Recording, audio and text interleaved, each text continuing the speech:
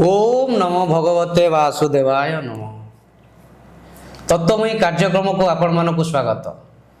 आपण माने आमे माने गीता पढ़ी थाउ, भागवत पढ़ी थाउ, आमर श्लोक भी किछि श्लोक भी आमे शुणी थाउ, बोली मध्य थाउ, किंतु ताहार अर्थ आमे जानि पारि न थाउ।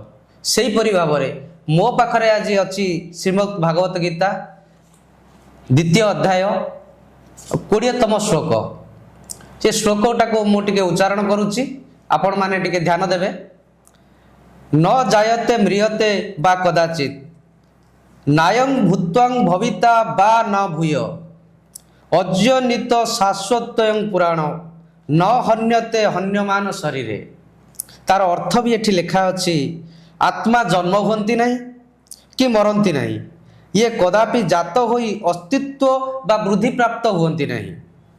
ये अनादि सर्वदा एक रूप क्षय रहित ओ परिणामहीन अटंती। शरीर विनाश हेले मध्य एहार विनाश हुए नहीं। ये श्लोकटीर अर्थ आमे टिके भल भावरे आउ संपूर्ण भावरे आम गुरु भाई ठारू बुझिबा। आपण माने भी यही कथा को टिके ध्यान देवे। आपण माने भी जदि भागवत गीता केबे भी पढ़ी श्लोकटी पढ़ी निश्चित, तो सेही श्लोकर अर्थ आज गुरु भाई आपण मानकू आम मानकू समस्त को जनइबे। चलंतु गुरु भाई ठारू यार अर्थ शुणिबा। गुरु भाई ये जो श्लोकटी मु पढ़िली आज्ञा यार अर्थ टिके मते विस्तृत भाव में बुझे दियंतु। अर्थ तो आपन पढ़िले, अर्थ भी सेठी पढ़िले। अच्छा, जो ये अर्थ पढ़िली किंतु मो मन रे एही प्रश्नटी आसुची। हां, आत्मा एथिरे लेखा अछि, आत्मा जन्म हुंती नहीं कि मरंती नहीं, आत्मा वृद्धि भी आत्मा वृद्धि भी हुंती नहीं, वृद्ध भी हां वृद्ध भी हुंती नहीं। ताहाले आत्मा मरंती नहीं कि जन्म भी हुंती नहीं, ताले हमर आत्मा कोन एक? निश्चय एक। कहीं देखो प्रमाण प्रमाण कहीं देखो एठी कह जाउछि आत्मार जन्म नहीं। जन्म नहीं माने आत्मा सनातन आमे कहचे, आत्मा अनादि जहाँकर आमे कल्पना करि परबानी। आदि यही समय रे जन्म नहीं थिले, यही समय जाए रहिबे, यही समय पर रहिबेनी, एमती तांकर कोन समय अवधि नाही। बुझि पासंती आत्मा जन्म नियंत्रण गोटे कथा स्पष्ट हैला। द्वितीय लेखाइछि आत्मा कौनसी भी समय रे वृद्धि भी हुअंतिनी। वृद्धि हुअंतिनी माने कोन? एक रु दुई हुअंतिनी।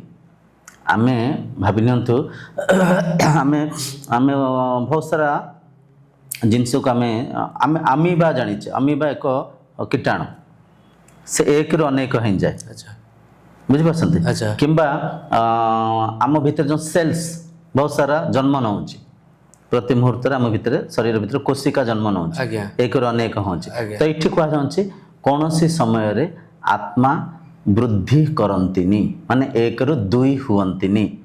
एक तो जन्म हुअंतिनी माने तो सेठी कथा स्पष्ट हिंगला। तथापि काले के भाबि नेबे जन्म नियंतिनी ठीक अछि, एक रु दुई हुअंति कि सेल्स भलिया बढ़ंति कि अमीबा भलिया से दीटा हें जानति कि। बुझि पासंती? तो से सेठी स्पष्टता कहले से केबे हेले एक रु दुई हुअंतिनी कदाच कोनोसी समय रे। तापर द्वितीय एठी कहा जाउछि आत्मांकर वृद्धाप्य आसेनी। अच्छा, वृद्धाप्य कार आसुचे? शरीर रा आसुचे। इंद्रिय मन रही परे जन्म होउचे, इंद्रिय मन भी हेई परे किछि समय आसीबो तांक अस्तित्व को हरेबे, किंतु आत्मा वृद्धाप्य हुअंतिनी। तापर कहा जाउछि आत्मार मृत्यु नाही। आत्मा अजर, आत्मा अमर, आत्मा अविनाशी। एठी आपन को टिके रुकीबी। जदि आपण कहिले आत्मा अमर अजर, ताहले आमर किए घरे किए गोटे मरीगले, आमर पितु मरीगले किए घरे, ताहले ब्राह्मण माने आसिकी आमर जो आत्मार सद्गति पाई जो आमर दशा कर्म एकादश कर्म ये सब पालन करा होची। ता माने सी जो ब्राह्मण माने आमर कहिसंती जे एई कामर न कले, एई कर्मटा न हेले आम आत्मा शांति पाइबो नै, कि आत्मा आमर प्रेतात्मा हिकरी बुलिबो संसार रे, आउ थरे जन्म नबो नहीं। ताने कौन भगवत गीता आमर श्रीमद् भगवत गीता मिछ ना आमर जो आमको जो ब्राह्मण माने जो कथा सब कहिसंती सेटा मिछ? आपन टिके एटाको कहिबे, स्पष्ट करिवे। आ गोटे कथा जेतले से कहउसंती आत्मा भूत परिका बुले, आज्ञा आत्मा मुक्ति पाएनी, मोक्ष पाएनी। आमे तांको पचारुचे कि आत्मा काहे कि मुक्ति पाएनी, आत्मा काहे केमिति भूत हबो, कोठी बुलिबो, ବୁଝିପାରୁଛନ୍ତି? ଆଜ୍ଞା ଆମ ମନରେ ତ ଡର ଅଛି ଯେ ଆମେ ପରମ୍ପରା ଆଗରୁ ଶିଖି ଆସିଛୁ ଯେ ଆମର ଯଦି କିଏ ଗୋଟେ ମରିଗଲା ଆମର ଯଦି ଆତ୍ମା ଶୁଦ୍ଧି ନ ପାଇଲା ତାହେଲେ ଆମ ଘର ଚାରିକର ବୁଲି ରହିବ। ଏଠି ମୂଳ କଥା ଦେଖନ୍ତୁ, ହଁ। ଆମେ ଏକ ପ୍ରକାର ଗପ କାହାଣୀ ବି ଶୁଣିଛେ, ଆଜ୍ଞା। ସିନେମାରେ ବି ବହୁତ ସାରା ଗପ କାହାଣୀ ଭୂତ କାହାଣୀ ଆତ୍ମା ବି ତା ପ୍ରେତାତ୍ମୀ ଉପରେ ତାକୁ ବହୁତ ବି କାହାଣୀ ଅଛି। ଶୁଣିଛେ। ସେଇ ସବୁ ଜିନିଷକୁ ନେଇକି ଆମେ ପରଖୁଛେ। ଆଜ୍ଞା। ମୂଳ କଥା ଦେଖନ୍ତୁ, ମୂଳ କଥା ହେଲା ଯେତେବେଳେ ଜଣଙ୍କ ଘରେ କିଛି ଦେହାନ୍ତ ହେଇଥାଏ ଆଜ୍ଞା। ସେ ପରମ୍ପରାଗତ କିଛି ସଂସ୍କାର କରିବାକୁ ପଡ଼ିଥାଏ, ଶବଦାହ କରିବାକୁ ପଡ଼ିଥାଏ, ନିଜେ ବସ୍ତ୍ର ଶୁଦ୍ଧିକରଣ ହେବାକୁ ପଡ଼ିଥାଏ। ସେ ଯେମିତି କ୍ୱାରେଣ୍ଟାଇନ୍ରେ ଆମେ କୋଭିଡ୍ ଟାଇମ୍ରେ ଥିଲୁ, ସେମିତି ସେ କିଛି ଦିନ ସାମୂହିକ ଜାଗାକୁ ଯାଆନ୍ତିନି, ମଠ ମନ୍ଦିରକୁ ଯାଆନ୍ତିନି, ସାର୍ବଜନିକ ଜାଗାକୁ ଟିକେ ଯାଆନ୍ତିନି, ଟିକେ ବାରଣ କରନ୍ତି।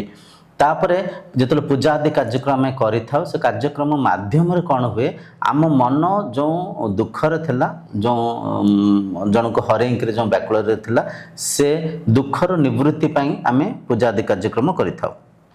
ଦ୍ୱିତୀୟ ଯେଉଁ ବ୍ରାହ୍ମଣ ମହାଶୟ କହିଲେ, ବ୍ରାହ୍ମଣ ଭୋଜନ ହୁଏ। ବ୍ରାହ୍ମଣ ଭୋଜନରେ ବ୍ରାହ୍ମଣ ମହାଶୟ ଆସିକରି ବ୍ରହ୍ମ ବିଦ୍ୟାକୁ ଶିଖେଇଥାନ୍ତି, ଆତ୍ମଜ୍ଞାନକୁ ବୁଝେଇଥାନ୍ତି। ସେ କହିଥାନ୍ତି ଦେଖ ଏଇ କଥାକୁ ହିଁ ବୁଝେଇଥାନ୍ତି, କିମ୍ବା ବୁଝେଇବାର ଆବଶ୍ୟକ ଥିଲା, କିମ୍ବା ବୁଝେଇବା ଉଚିତ।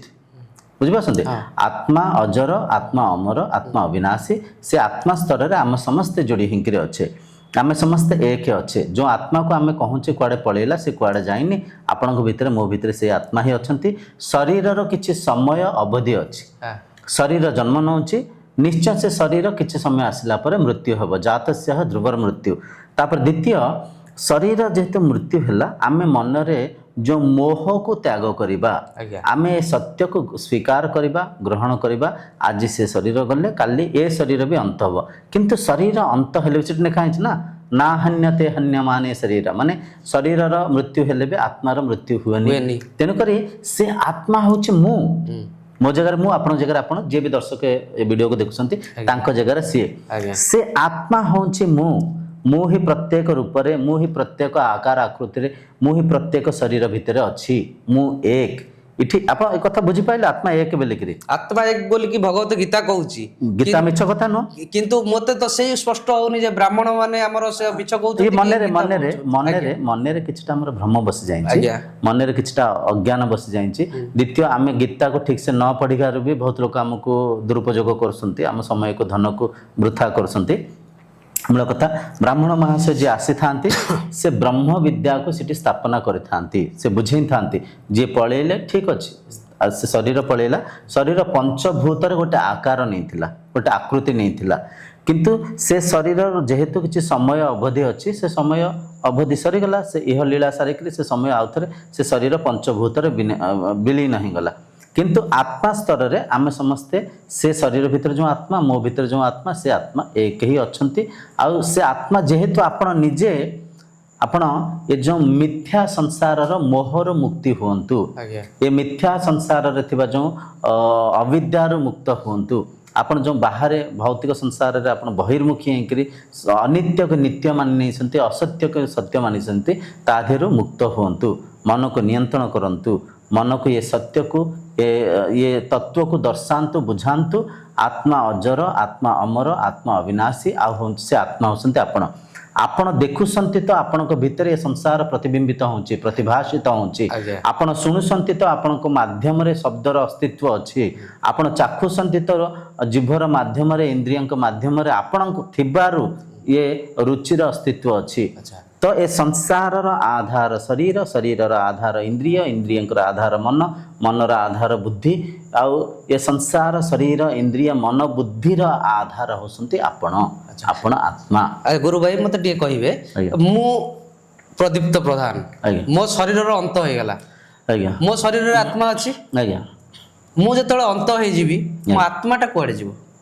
ଆତ୍ମା ଆଜ୍ଞା ଯାଏନି କି ଆତ୍ମା ଆସେନି, ଆତ୍ମା ଥିଲା, ଅଛି, ରହିବ। ମାନେ ମୁଁ ଚାଲିଗଲା ପରେ ମୋ ଆତ୍ମା ତ ପୁଣି ମାନେ ବାୟୁମଣ୍ଡଳରେ ମିଶିବ କି? ଆମର ଦେଖିଛି ଗରୁଡ଼ ପୁରାଣରେ, ମୁଁ ଗରୁଡ଼ ପୁରାଣ ପଢିଛି, ଗରୁଡ଼ ପୁରାଣ ଦେଖିଛି, ଯଦି ମୁଁ କୋଉ କର୍ମ କରିଥିବି, ମୁଁ ଯଦି ଅପକର୍ମ କରିଥିବି, ତାହେଲେ ମତେ ମାନେ ଘୋଷାରି ନେଇଯିବେ ଯମଦୂତ ମାନେ, ନେଇକିରି ତେଲ କଢ଼େଇରେ ପକେଇବେ କି ଯୋଉ ଆମର ତ୍ରିଶୂଳରେ କେଞ୍ଚିବେ।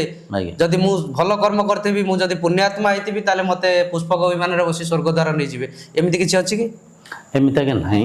ଏଠି ଯୋଉ ଆପଣ ପ୍ରଶ୍ନ କଲେ, ସେ ପ୍ରଶ୍ନରେ ବି ଆଉ ସାରା ବହୁତ ପ୍ରଶ୍ନ ଉଠେ। ପ୍ରକୃତିର ନିୟମ କେବେ ହେଲେ ପରିବର୍ତ୍ତନ ହୁଏ କି? ନାହିଁ। ପ୍ରକୃତିର ନିୟମ ମାନେ ଜଣେ ବ୍ୟକ୍ତି ମୃତ୍ୟୁ ହେଲା ପରେ ସେ ଆଉ ଥରେ ଜୀବିତ ହୁଅନ୍ତି କି? ନାଇଁ ମଲା ପରେ ଆଉ ଜୀବିତ ଏଇଟା ମାନିବେ ଆପଣ? ଶରୀର ତ ନଷ୍ଟ ହେଇଯାଇଛି ଆଉ କୋଉଠି ଏଇଟା ମାନିବେ ଆପଣ? ମାନିଲି। ମାନିବେ। ଆଚ୍ଛା, ଶରୀର ମୃତ୍ୟୁ ହଁ ହଁ ଆମେ ପୋଡ଼ି ଦଉଛେ କିମ୍ବା ପୋତି ଦଉଛେ କିମ୍ବା ଶବ ଦହ କରିଦଉଛେ, କୌଣସି ବାଟେ ନଷ୍ଟ କରିଦଉଛେ ତାକୁ। ନଷ୍ଟ କରିଦଉଛେ। ଆଚ୍ଛା, ସେ ଶରୀର ଆଉ ଥରେ ଜୀବିତ ହଉନି? ନାଇଁ। ତାହେଲେ କିଏ ଆସିକିରି ଆପଣଙ୍କୁ କହିଲା ଯେ କୋଉଠି ଅଲଗା ଗୋଟେ ସ୍ୱର୍ଗ ଅଛି, କୋଉଠି ଅଲଗା ଗୋଟେ ନରକ ଅଛି, ସେ ଆତ୍ମା ଯାଇକିରି ସେଠି ପୋଡ଼ା ହେଇଥିଲା, ଆତ୍ମାକୁ ନେଇକିରି ତେଲରେ ଛାଣିଥିଲେ, ଆତ୍ମାକୁ ନେଇକିରି କଣ୍ଟାରେ ପୋଡ଼ିଥିଲେ, ମାନେ କିଏ କହିଲା? ପୁରାଣ ଅଛି, ଗରୁଡ଼ ପୁରାଣ ଅଛି, ଆମର ଗରୁଡ଼ ପୁରାଣରେ ସବୁ ପୁରା ଲେଖା ଅଛି। ଗୋଟେ କଥା ହେଲା, ତତ୍ତ୍ୱଶାସ୍ତ୍ର ହେଲା ତିନିଟା, ଭଗବତ ଗୀତା, ଉପନିଷଦ, ବ୍ରହ୍ମସୂତ୍ର, ଆଜ୍ଞା। ଏ ତିନିଟାକୁ ପ୍ରାଧାନ୍ୟତା ଦିଆଯାଇଛି ତତ୍ତ୍ୱଶାସ୍ତ୍ର। ଆଜ୍ଞା। ତତ୍ତ୍ୱ ବୁଝିଲେ ତ୍ରୁଟି ଭ୍ରାନ୍ତି ଭବସାଗର ତରି ଯାଆନ୍ତି। ତତ୍ତ୍ୱଶାସ୍ତ୍ର ତିନିଟା। ଏ ତତ୍ତ୍ୱଶାସ୍ତ୍ରକୁ ଯେତେବେଳେ ଜଣେ ସାମାନ୍ୟ ମଣିଷ ବୁଝି ପାରିନଥାନ୍ତି, ତାଙ୍କ ଆଉ ଟିକେ ସହଜ ଭାବରେ, ଆଉ ଟିକେ ସରଳ ଭାବରେ ବୁଝିବା ପାଇଁ ଭାଗବତର ନିର୍ମାଣ ହେଇଥିଲା। ଭାଗବତ ଯେତେବେଳେ ଅଧିକାଂଶ ଲୋକ ବୁଝିପାରିଲେନି, ଆଉ ଟିକେ ପ୍ରୟାସ କରାଗଲା ତାଙ୍କୁ ଆଉ ଟିକେ ଭକ୍ତି ମାର୍ଗକୁ ଆଣିବା ପାଇଁ, ତାଙ୍କ ଭିତରେ ଭାବକୁ, ଭକ୍ତିକୁ, ବୈରାଗ୍ୟକୁ ଜାଗୃତ କରିବା ପାଇଁ, ସେ ଜନସମାଜକୁ ଗୋଟେ ଭଲ ଦିଶା ଦେବା ପାଇଁ ପୁରାଣର ଲେଖା ହେଲା। ପୁରାଣ ମାଧ୍ୟମରେ ଯେତେବେଳେ ଜଣେ ବ୍ୟକ୍ତି ଡରିଯିବେ, ତାଙ୍କ ଭିତରେ ଭୟ, ତାଙ୍କ ଭିତରେ ମୃତ୍ୟୁ ପ୍ରତି ଡର ଆସିବ, ସ୍ୱର୍ଗ ନରକର ଯେତେବେଳେ ଆକାଂକ୍ଷା ଆସିବ, କର୍ମ ପ୍ରତି ମଧ୍ୟ ଡର ଆସିବ, ସେମାନେ ଆଚରଣ ଠିକ ସେ କରିବେ, ସତ୍ ମାର୍ଗକୁ ଯିବେ। ଯେତେବେଳେ ସେ ଶୁଣିବେ ନାଇଁ ନାଇଁ ମତେ ନେଇକିରି କୋଉଠି ସ୍ୱର୍ଗରେ ତେଲ କଡ଼େଇରେ ମୁଁ ଭଲ କର୍ମ କରିବି, ଭଲ ମାର୍ଗକୁ ଆସିବେ। ତେଣୁକରି ପୁରାଣରେ କିଛି ଗପ କାହାଣୀ ଲେଖା ହେଇଛି। ଏଠି ଦେଖନ୍ତୁ, ସ୍ୱର୍ଗ ଏଇଠି ଅଛି, ନରକ ଏଇଠି ଅଛି। ଆପଣ ଯେତେବେଳେ ଭଲ କାମ କାର୍ଯ୍ୟ କରିବେ, ବୁଝିପାରୁଛନ୍ତି, ସେ ଭଲ କର୍ମର ଫଳକୁ ଆପଣ ପୁଣ୍ୟ ରୂପରେ, ସୁଖ ରୂପରେ ଏଇଠି ହିଁ ଅନୁଭବ କରିବେ। ଯେତେବେଳେ ପ୍ରକୃତି ସାଙ୍ଗରେ ପ୍ରାକୃତିକ ଭାବରେ ରହିବେ, ଖାଦ୍ୟପେୟକୁ ସଜାଡ଼ିକିରି ଖାଇବେ, ଇନ୍ଦ୍ରିୟ ମନକୁ ସଂଯମିତ ରଖିବେ, ସମଦୃଷ୍ଟିରେ ସମସ୍ତଙ୍କୁ ବ୍ରହ୍ମ ଭାବରେ ଦେଖିବେ, ତା ମାଧ୍ୟମରେ କ'ଣ ହେବ? ଆପଣ ଭଲ କର୍ମ କଲେ, ପୁଣ୍ୟ କମେଇଲେ, ଏଇଠି ହିଁ ସ୍ୱର୍ଗର ସୁଖକୁ, ସ୍ୱର୍ଗର ଆନନ୍ଦକୁ ଶରୀର ମନ ନବ। ଧରିପାରିଲେ ନା ନାଇଁ? ଆନନ୍ଦ ସଚ୍ଚିଦାନନ୍ଦ ସ୍ୱରୂପ ହେଲା ଆତ୍ମା। ଆତ୍ମାକୁ ସଚ୍ଚିଦାନନ୍ଦ ସ୍ୱରୂପ କୁହାଯାଇଛି।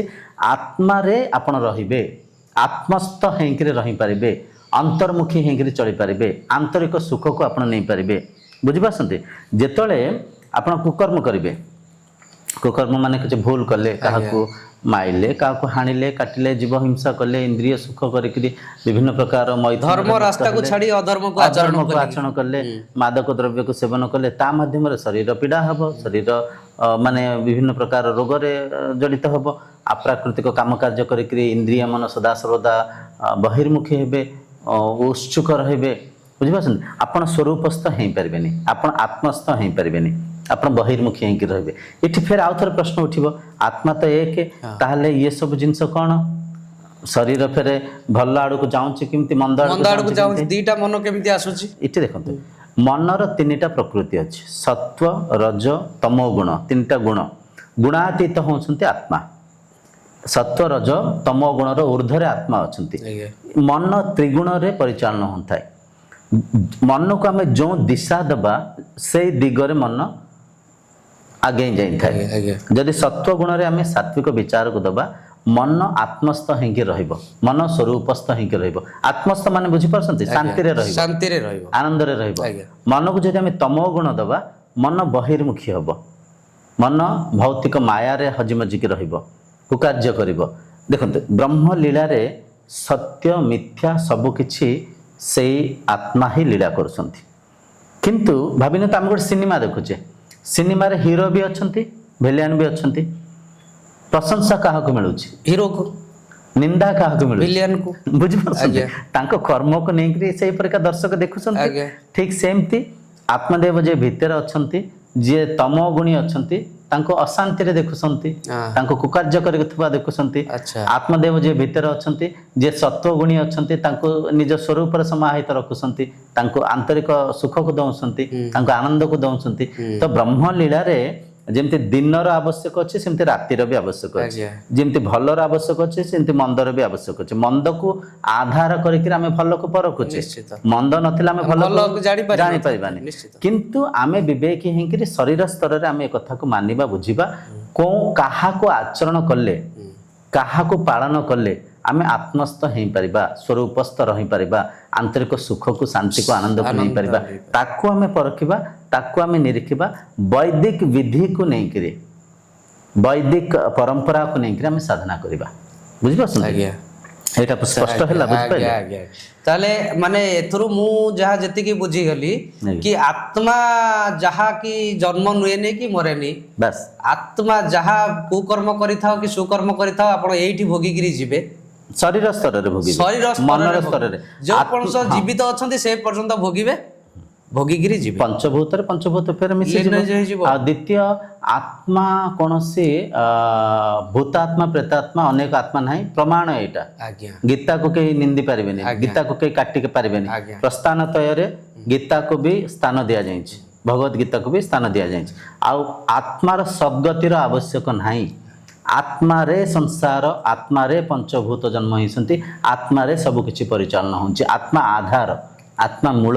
ଆମେ ଅବିଦ୍ୟାରେ ଭାବି ନେଇଛେ ଆତ୍ମା କୁଆଡ଼େ ଯାଏ, ଆତ୍ମା କୁଆଡ଼େ ଆସେ, ଆତ୍ମା କାହାକୁ ଭୂତ ହେଇକି ନାଗିଲା, ଡାହାଣୀ ହେଇକି ନାଗିଲା, କାହାକୁ ଠାକୁର ହେଇକି ନାଗିଲା, ଏସବୁ ମନର ଭ୍ରମ, ଏସବୁ ବ୍ୟବହାରର ତ୍ରୁଟି, ଏସବୁ ସତ୍ୟ ନୁହେଁ, ମିଛ। ଦର୍ଶକ ବନ୍ଧୁ ଆପଣ ମାନେ କଣ ବିଚାର କରୁଛନ୍ତି? ଗୁରୁ ଭାଇ ଯୋଉ କଥା କହିଲେ ଆଉ ଶ୍ରୀମଦ୍ ଭାଗବତ ଗୀତା ଯୋଉ କଥା କହୁଛି, ଆ ଉପରେ ଆପଣଙ୍କର ବିଚାର କଣ? କମେଣ୍ଟ ମାଧ୍ୟମରେ ନିଶ୍ଚିତ ଜଣେଇବେ। ଆଉ ଏଇଭଳି ଭିଡ଼ିଓ ଆଗକୁ ଦେଖିବା ପାଇଁ କି ଆମ ଚ୍ୟାନେଲକୁ ସବସ୍କ୍ରାଇବ୍ କରନ୍ତୁ ଏବଂ ଯଦି ଆମର ଏଇ ଯୋଉ ଆଲୋଚନାଟି ଆଜି ଆପଣଙ୍କୁ ଭଲ ଲାଗିଥାଏ ଗୋଟିଏ ଲାଇକ୍ କରିବେ। ଆଉ ଏଇଭଳି ନୂଆ ନୂଆ ଭିଡ଼ିଓ ଆଗକୁ ଦେଖିବା ପାଇଁ ଆମର ବେଲ୍ ଆଇକନ୍କୁ ନିଶ୍ଚିତ ଦବେଇକି ରଖିବେ। ତ ଆମେ ଆଜି ପାଇଁ ଏଇ ଏପିସୋଡ଼ ଏଇଠି ରଖୁଛୁ। ଗୁରୁ ଭାଇଙ୍କୁ ବିଦାୟ ଦିଆଯାଉଛି। ନମସ୍କାର ଗୁରୁ ଭାଇ, ପ୍ରଣାମ ସାର୍, ପ୍ରଣାମ। ରହିଲି।